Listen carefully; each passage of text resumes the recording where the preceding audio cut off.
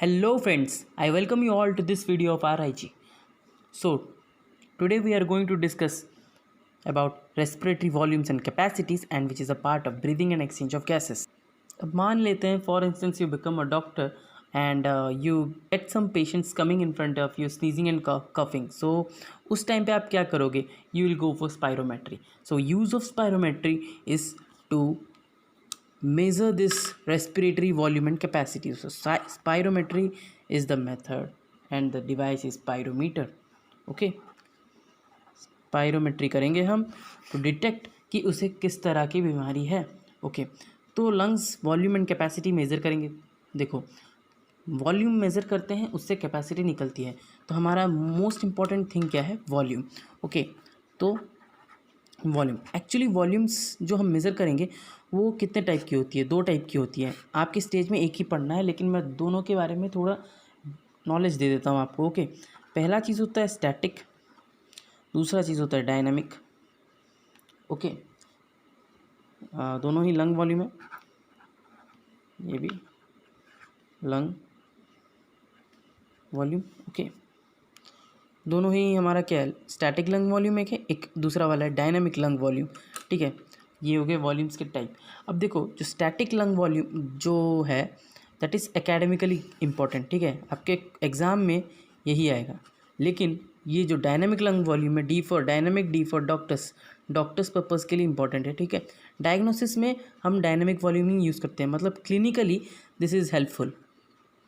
Okay और clinically इसका कोई ज़्यादा रोल नहीं है. ठीक है क्लिनिकली अगर मैं कहूँ इसे यूज़लेस भी है तो चलेगा. ओके सो ये एकेडमिक पॉइंट ऑफ व्यू से इम्पोर्टेंट है, ये क्लिनिकली अपना इम्पोर्टेंट है, बट हम इसको फिर भी पढ़ते हैं. सो देख लेते हैं. अब जो इसमें है इसमें सारे डिसऑर्डर्स के बारे में हमें पता चलता है कि whether that patient is suffering from obstructive और restrictive disorders. Okay so respiratory जो भी डिसऑर्डर है ये इससे पता चलता है. बट इस ये जो है डायनामिक है, मतलब क्या टाइम डिपेंडेंट. ठीक है ये चीज़ याद रखो कि ये चीज़ हमेशा टाइम डिपेंडेंट होता है.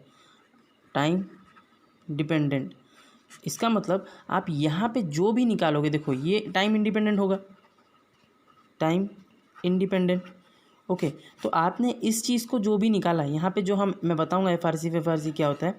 तो एफआरसी जो निकालते हो इसको हम टाइम के साथ निकालते हैं. ठीक है सो टाइम के साथ रिलेट करते हैं. तो जैसे ही इस चीज़ का टाइम के साथ रिलेशन हुआ that becomes dynamic volume and that is valuable for us. ठीक है लेकिन ये स्टैटिक वॉल्यूम सब कुछ यहीं से आया है तो इसीलिए हम इसको पढ़ते हैं. ठीक है एग्जाम पॉइंट ऑफ व्यू से इंपॉर्टेंट है लेकिन क्लिनिकली ये इंपॉर्टेंट है. मैं बार बार कह रहा हूँ क्लिनिकली ये इंपॉर्टेंट होता है. एनसीईआरटी में जो पैराग्राफ की तरह लिख दिया है वो कैसे लोग याद करते हैं मैं नहीं जानता, बट देखो इसे याद करने के लिए एक बहुत ही सिंपल तरीका है जो मैं बताऊँगा आप लोगों को. ओके सो इसके लिए ग्राफ हम देख लेते हैं. तो बहुत ही सिंपल ग्राफ है. ठीक है आपको चार चीज़ें याद रखनी क्योंकि आपको वॉल्यूम निकालना है ना, तो आपको चार चीज़ें बस याद रखना है. तो देखो ये चार चीज़ें हैं यहाँ पे. ठीक है ये पहला है, ये दूसरा है, ये तीसरा है और चौथे के लिए क्या करते हैं हम इस तरह से एक लाइन बना देते हैं और ये एक परमानेंट लाइन हो गया. अब सबको मैं बताता हूँ क्या क्या चीज़ है. देखो यहाँ से यहाँ तक ये चीज़ है अपना टाइडल वॉल्यूम. ठीक है ये होता है अपना 500 ml.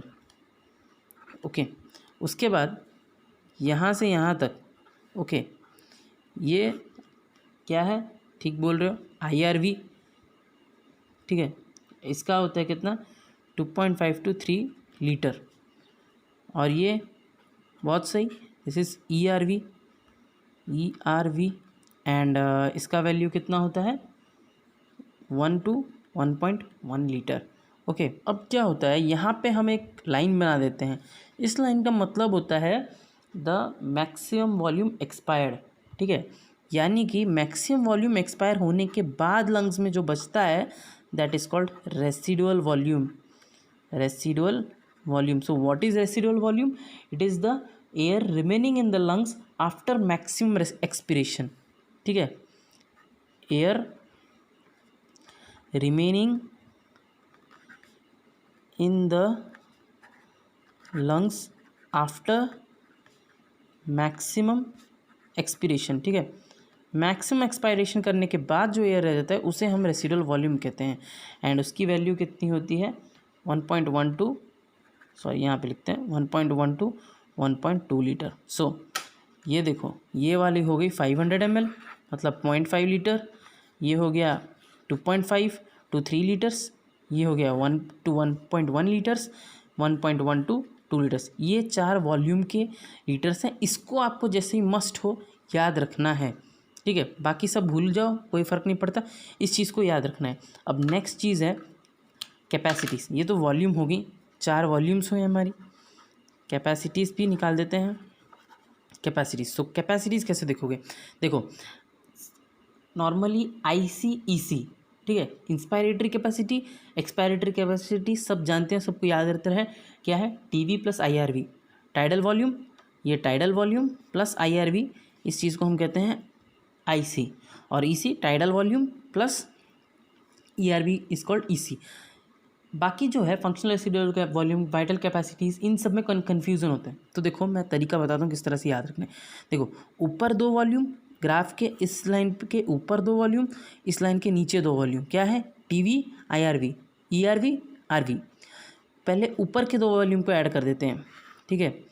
तो ऊपर के जो वॉल्यूम जो हैं क्या है TV plus IRV is equal to हमारा हो जाएगा IC। नीचे का 2 वॉल्यूम, नीचे का 2 वॉल्यूम मतलब ये ERV प्लस RV, ठीक है। नीचे के 2 वॉल्यूम, ऊपर के 2 वॉल्यूम, ऊपर के 2 वॉल्यूम को ऐड करते हो IC आता है। देखो EC आपको याद रहेगा इसलिए उसको भूल जाओ, नीचे के 2 वॉल्यूम को याद कर लो FRC, ठीक है। ऊपर के 2 वॉल्यूम, नीचे के 2 वॉल्यूम। अब पूरे वॉल्यूम को ऐड कर देंगे तो क्या होगा, तो याद रखो जब हमने पूरा वॉल्यूम ऐड कर दिया, इसको आप अच्छे से लिख सकते हो अपने कॉपी में, यहाँ पे मैंने ऐसे बता दिया। तो पूरा 4 वॉल्यूम ऐड कर दिया मतलब क्या, मैंने पूरे टोटल लंग्स को ऐड कर दिया ना। टोटल लंग्स को ऐड कर दिया मतलब क्या, TV plus IRV plus ERV plus RV, ठीक है, इज इक्वल टू, तो क्या टोटल को मैंने ऐड किया, तो ये चीज़ हो जाएगी अपनी टोटल लंग कैपेसिटी, ठीक है। टोटल को ऐड किया। अब देखो अब क्या है, ये जो चीज़ है ना, मैंने टोटल को ऐड कर दिया। अब मैं खाली RV को रिमूव कर दूंगा, ओके। अब मैं RV को रिमूव कर दूंगा, जो बचा मेरा ये 3 चीज़ बचेंगे, क्या, यहाँ से यहाँ तक, इस लाइन तक। RV को मैंने इस बार रिमूव कर दिया, ये IC है, यहाँ पे इसको हटाते हैं। RV को मैंने रिमूव कर दिया और 3 वॉल्यूम को निकाला, ठीक है। लेकिन फिर भी ये चीज़ क्या है, इंपॉर्टेंट, ठीक है। टोटल में से मैंने RV को निकाल दिया, बट इस चीज़ के से, इसी चीज़ से हमारा सारा कैलकुलेशन होता है, ठीक है।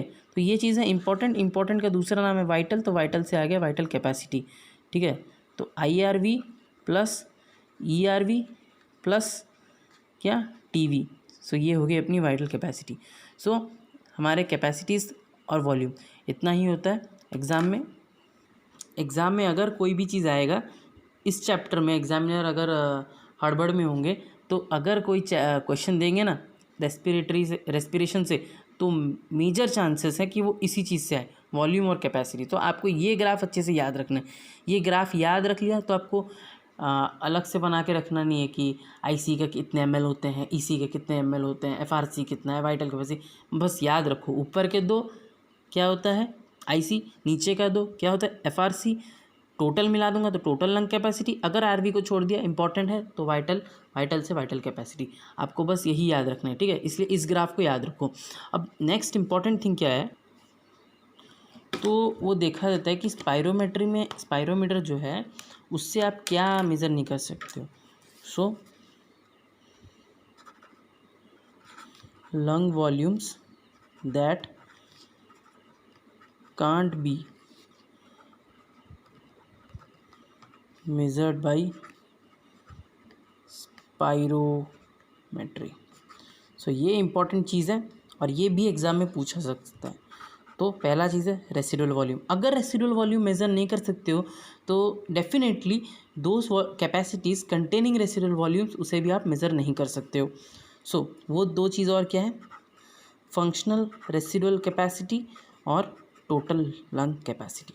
अब ये तो हो गया जो एग्ज़ाम में मतलब 99% चांस है अगर क्वेश्चन आया तो वो इसी चीज़ से आएगा, इस चैप्टर में से।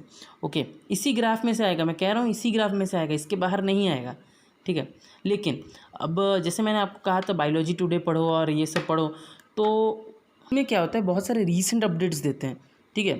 जैसे कोविड वोविड हुआ है तो बहुत सारे रीसेंट अपडेट्स मिल जाते हैं उसमें, तो उससे पढ़ोगे तो आपको एक नया चीज़ मिलेगा, एक नया चीज़ इंट्रोड्यूस हुआ है। आपने तो ये लंग वॉल्यूम्स पढ़ लिए, और वॉल्यूम इंट्रोड्यूस हुआ है नया, जिसे हम कहते हैं क्लोजिंग वॉल्यूम। ओके, एक सेकेंड, क्लोजिंग वॉल्यूम, ठीक है। ये एक नया चीज़ इंट्रोड्यूस हुआ है, आपको ये पढ़ना चाहिए, CV। ओके, तो CV क्या है, near the end of expiration में जो होगा चेंज, ठीक है। पहले मेरी बात को ध्यान से सुनो।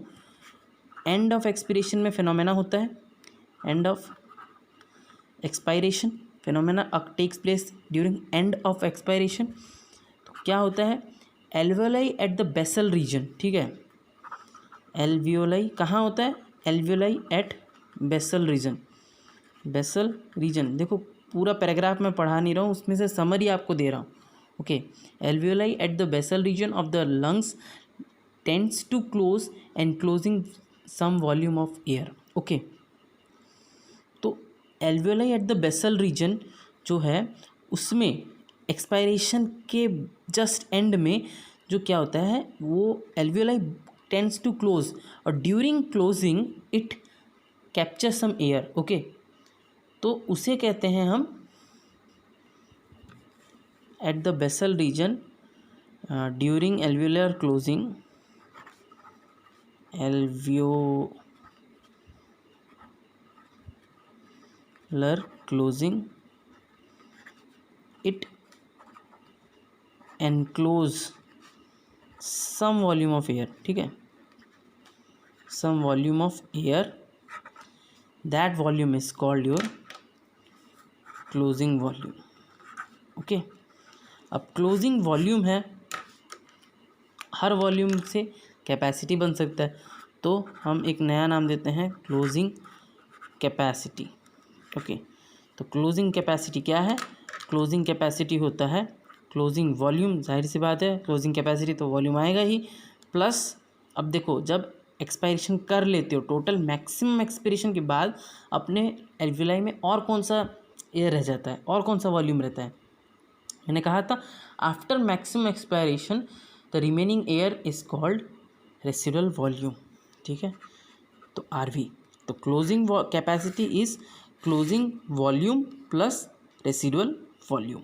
इसी तरह से बहुत सारे रीसेंट अपडेट्स आते रहते हैं, तो अगर आपको टाइम मिले तो हर महीने में आता है, ऐसे बायोलॉजी का हुआ तो वैसे मंथली फिज़िक्स केमिस्ट्री के भी आते हैं, तो MTG का ये मंथली आते रहते हैं, तो आप इसको मार्केट से परचेस कर सकते हो और अप टू डेट रह सकते हो। वैसे इतना करना भी ज़रूरी नहीं है, जो ज़्यादा इंपॉर्टेंट होगा वो मैं बता भी दूंगा आपको यहाँ पे।